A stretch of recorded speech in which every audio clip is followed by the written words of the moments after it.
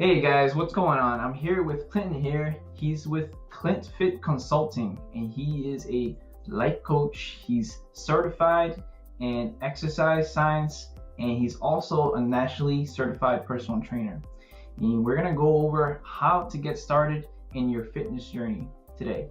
And what we have here is a compiled list of questions I'm going to be asking him, and we're going to pretty much just go through every single one, and you're gonna learn how to kind of get started, whatever goal you want, whatever goal you have, and we're just gonna get started. All right, guys. So Clinton, how would you have me get started in my fitness journey? All right. Well, thanks for having me. So the first thing that I would say is you're gonna want to go ahead and identify a goal.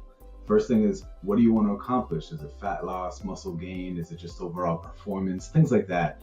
And then you have to assess your nutrition intake and like what's your eating style, what's your eating habit. And once you get that baseline and you figure that out, Right. then you'll know where to launch after that. Okay.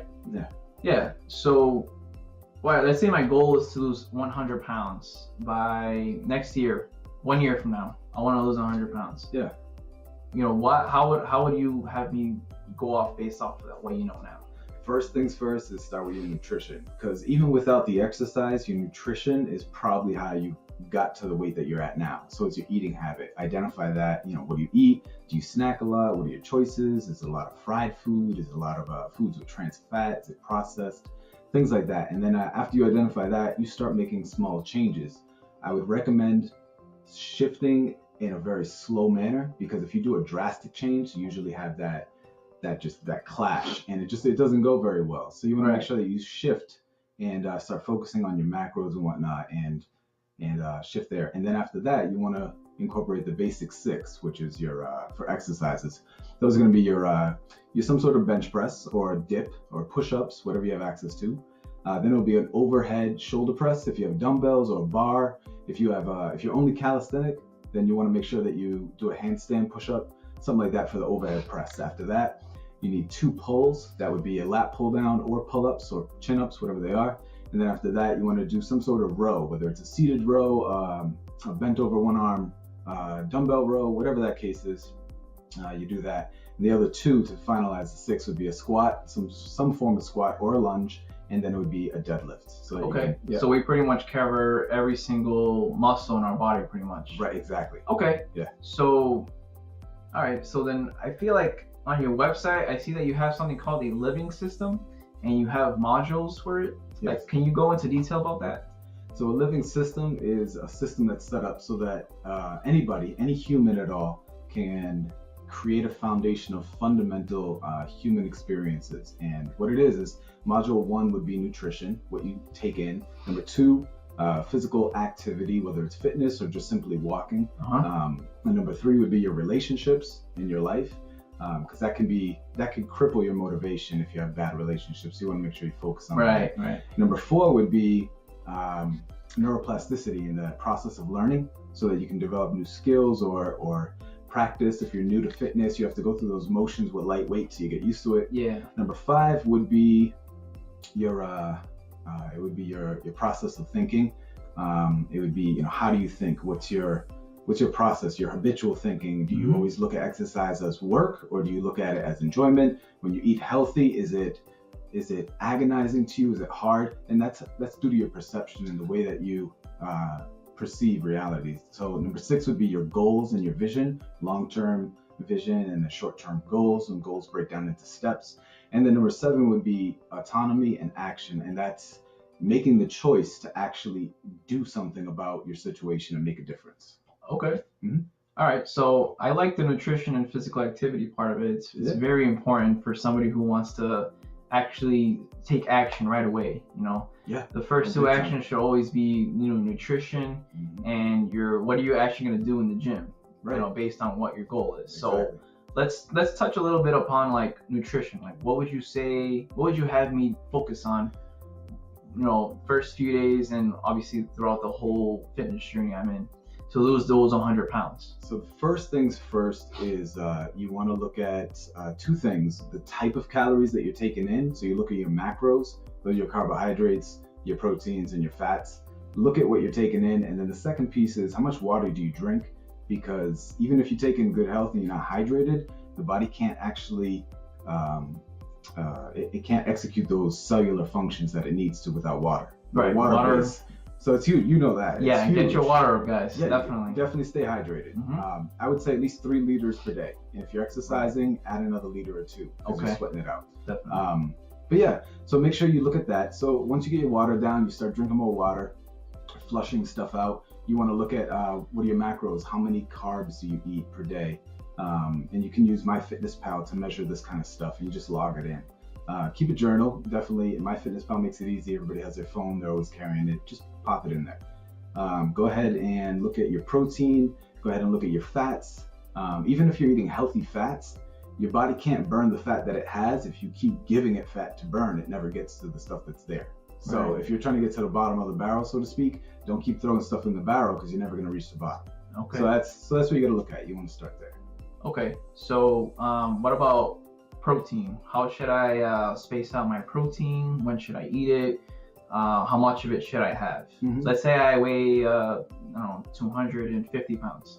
So I would say a good thing, it depends on what your goal is. If you're trying to lose fat, then you might want to go around 1.7 grams per pound of body weight. Okay. And if you're trying to gain weight, maybe more muscle mass, maybe you want to do like a 2 or 2.1 grams per body weight. So it depends on what your goal is. All right. Because if you do, remember, muscle weighs more than fat. Right. And if someone's trying to lose weight and they're focused on the numbers, even if they're losing fat and they're gaining muscle at the same time, you might actually not move as far as your weight goes, or you might end up weighing more because muscle weighs more, and as you build it, you're gonna get heavier. Right. So there's gonna be like a strange fluctuation in weight when you first get started because what you want to do is gain weight with the muscle, but you also want to lose the unwanted weight, which is the fat. Exactly. And what a lot of people do is get very discouraged because they don't see the change right away, right? We want to see instant change. We want to see all that fat shedding off as soon as we start going ham in the gym,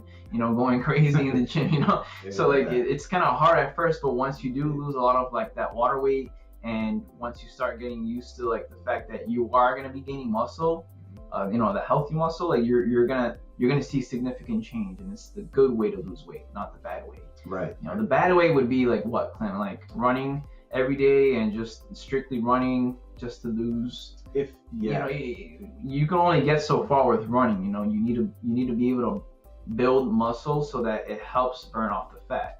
And that's a huge topic we can get into right now, but obviously we don't have that time right now, but take our word for it. Yeah, so just like Edgar was saying, the more muscle you build, the more you have a higher basal metabolic rate. And when you have that higher rate, because your muscle's eating up all this energy and all these calories, the more muscle you have, the more that your body's going to consume as far as the energy that it needs. Right. So, and that comes from calories. Right. So yes, so definitely don't just monitor the number on the scale.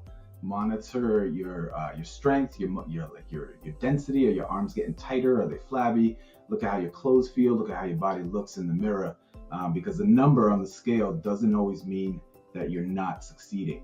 You are succeeding, but you're not getting to that number that you're looking for. Correct. Yep. And also, like you said, cardio, just plain cardio, jogging, doesn't always do justice. High intensity works a lot better if you're trying to burn fat. Right. So we want to just mix it in all together. Correct. Obviously, if you're a woman, right, and you're scared of building so much muscle and looking all muscular, like, don't worry about it. Like, that's not gonna happen.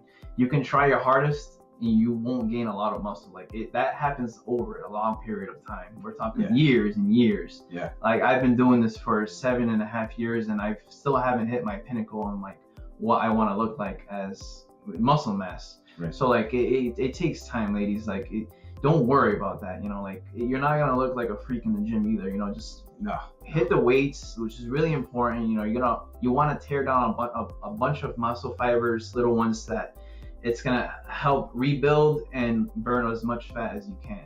That's right. And that actually helps burn fat outside of the gym. When you're running inside the gym, treadmill or bike, you're only burning fat there, which is, it's not gonna help if you're gonna, throw in a cheat meal later tonight. Yeah. All right, Clint. So you also said in your one of your modules that physical activity was very important and very imperative to your building upon yourself. Right. Now, can you please explain to me after your basic six basic exercises, like what would you recommend me doing in order to like kind of keep my mind away from the curiosity? Like I want to like explore more exercises. Right. What are the best exercises besides the basic six to help me get those 100 pounds off me?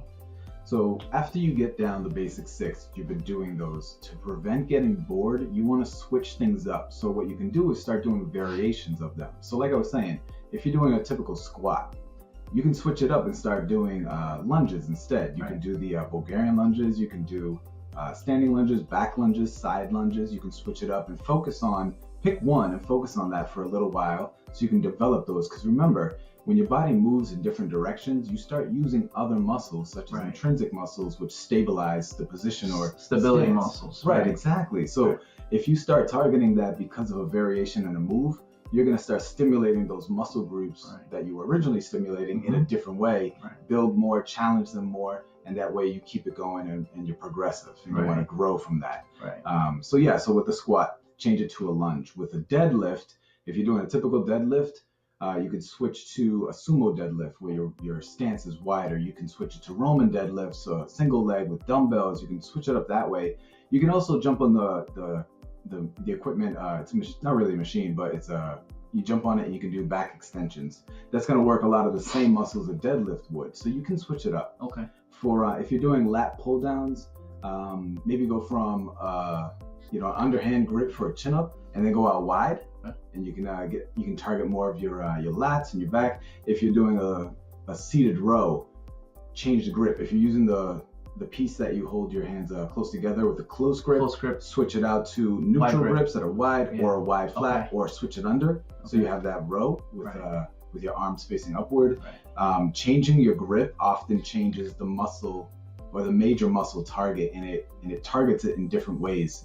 So what I would do is I would say, instead of going to the gym, doing your seated rows, in each set you change your grip per workout. So if Monday you do some rows, right? And you do that for 4 weeks, and then the next month you're doing your rows with the wider grip or the hands up, or however your palms are. When it comes to shoulder presses or something like that, if you're doing just regular up and down, switch to the Arnold press where you rotate. You can switch to more of a close grip. You can use a bar versus dumbbells. If you have dumbbells, you can actually go wider out, where you come this way and it's almost like you bring it up and over instead of just a straight up push. Correct. So you can do that. Those will actually target your shoulders and different muscles in different ways. So create variations of the same workout you're doing. And then when you cover all those steps, you can go ahead and you can start working on isolation. That would be like just a single bicep curl, a single tricep extension, whether it's single arm or both arms at the same time. Instead of doing a pull where your secondary muscle is your bicep, you'll go ahead and you'll just focus on biceps. So you can do that. Reverse flies are good for your back and your rear delts. You can use you can do incline flies, and you can target your upper chest and your shoulders at the same time, the front delts. So you can do all that and just switch it up. Okay. Yeah, that's good stuff, man. So pretty much we covered what's going to happen during your fitness journey. You're going to get bored with the same basic six. These are essential, guys. So like you really want to just stick to them as much as you can. But obviously, if you want to try something else, pretty much just try what he just said. I have videos on my YouTube so that you guys can see like exactly how you can actually like do these maneuvers, right? Like change these variations and pretty much just keep your mind from getting way too bored and actually challenging your whole self as all your muscles. Like you want to try different things because they're going to build the stability muscles, like he was saying, and you pretty much get into more functional fitness, right? You want to actually build the muscles you're going to be using every day, not just the ones that are going to help you lose the most weight. So my next question for you, Clint, is where would I go to find all this stuff? All your modules. So you can visit my website. If you want to search for it, you can just Google ClintFit Consulting Speaker, 3 different words. ClintFit is 1 word. If you're on social media, Instagram and Twitter is at IamClintFit. All right. If you wanted to go to YouTube, search ClintFit Consulting, my channel will pop up. And then I'm on LinkedIn as well as Clinton N.Downs if you want to find some of my more of my professional credentials.